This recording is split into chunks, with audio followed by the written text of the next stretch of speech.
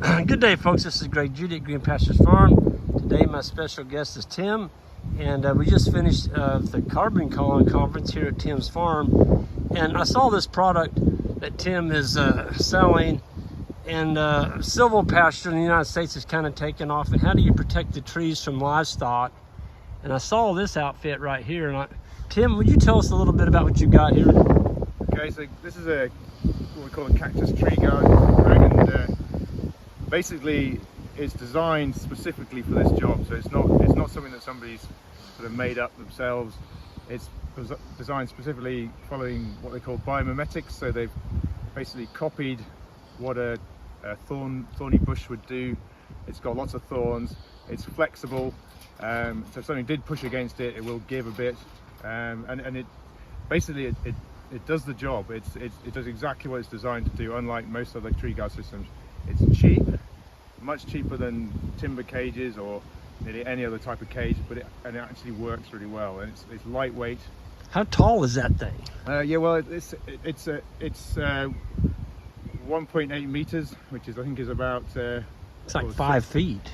It's about 5'6", maybe, I think, is it? I don't know in inches, feet and inches, but you lift them off the ground. When you put them in, you don't want the guard right on the ground, so you can achieve 1.7 or 1.8, which is enough for tall cattle or red deer or whatever you've got.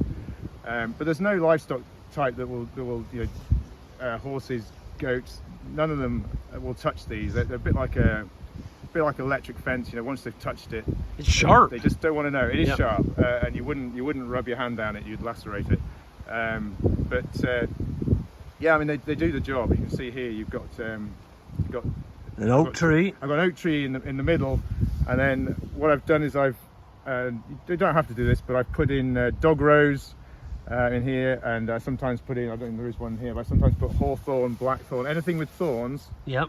And it adds a bit more diversity. It's going to attract pollinating insects, and birds eventually will nest in this. It'll be a bush of dog rose and thorn, whatever else is in there. It supports. You think it might suppress the oak tree? It doesn't. It actually makes them grow up to the light, so they like it. That eventually I hope to get this guard off as soon as possible. I want to remove it within 10 years. Yep. And then the thorny bushes will protect that oak tree, and I don't need to have a guard anymore. Gotcha. For me, so I should get 2 uses out of these. They're triple dip galvanized.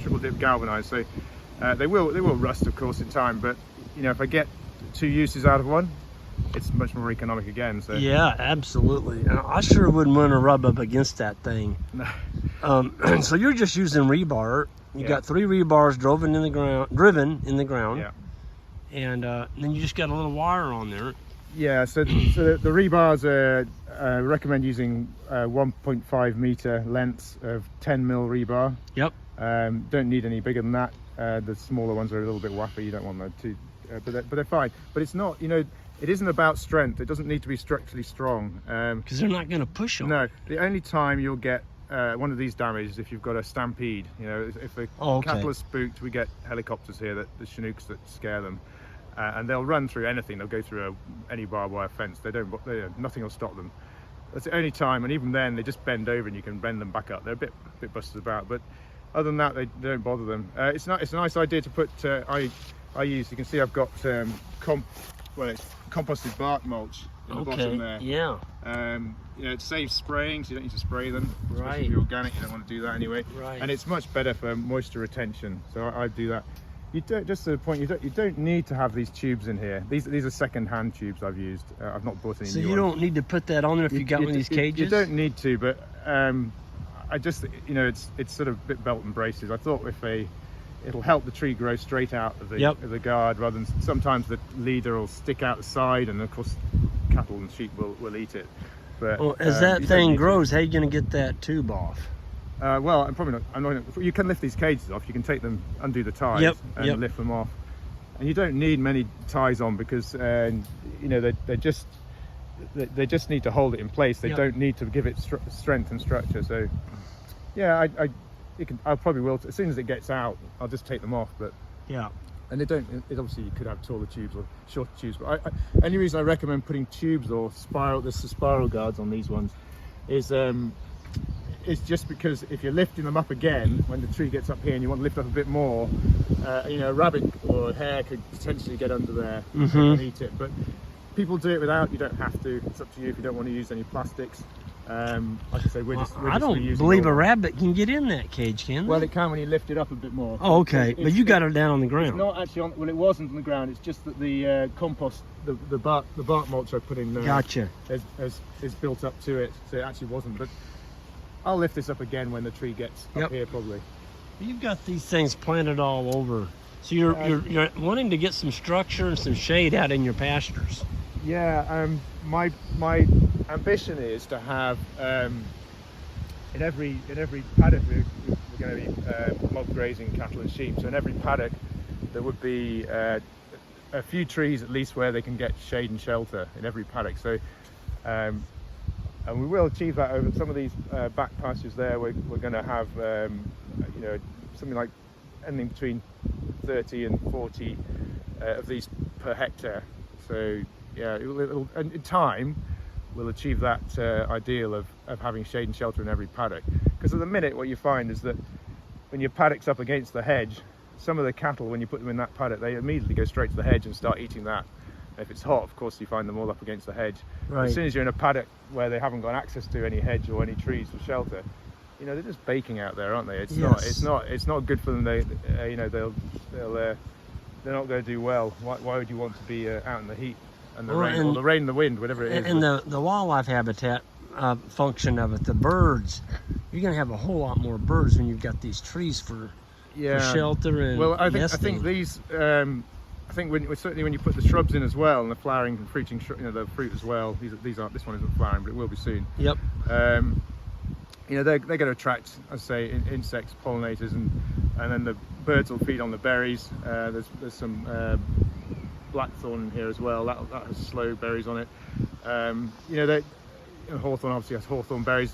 Birds will eat those. I think they'll nest. So you might find some birds nest in these because they're going to end up like a big, you know, shrubby bush. But the important thing I think for invertebrates is that it'll work as a stepping stone across a field. So if you've got this bare open landscape, you know, okay, here we've got quite good hedges with trees around, but wood over there. But you know, if you imagine if you're a butterfly and it's you know, it's maybe not ideal conditions, or a moth, you're not going to be able to make that big stretch across very easily. You want to go in stepping stones from one tree to the next and a bit of shelter. And I think that's how these insects will move across the landscape. And it'll be the same for birds. They'll stop and perch.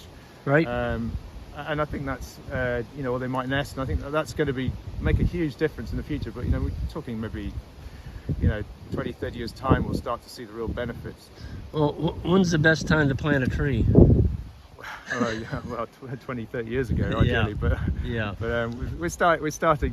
You know, you've got them in the ground. Well, I've been planting trees here in different ways in new woods. You know, new wood over there, and some wood. I mean, I've started, the first ones I did here about 20 years old now, but I've just gone from, and we've done some hedges, but this is a new product, and it's just opened my eyes as to what, you know, you could do a lot more, right? And start to. So how does somebody get in touch with you if they want to get a hold of some of these? Because I've never seen them before. Do you have a website? Or? Yeah, the cactustreeguards.co.uk is my website for these. I think if you're in America, you can't source them through me directly. You can contact me and I can put you in touch with the company that makes them. It's a Spanish company. Okay.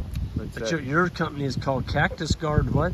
It's called Cactus Tree Guards. Oh, cactustreeguards. Treeguards.co.uk is the website. Okay, cool.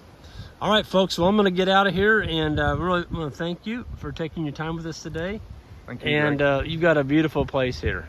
Thanks, Greg. And thanks for letting us share it over the last couple of days and putting a part of your life with ours and just sharing your beauty here. Thank you so much. It's been a pleasure. Thank you. All right. You have a good one. And folks, on the way out, hit that subscribe button, and we'll see you all down the road.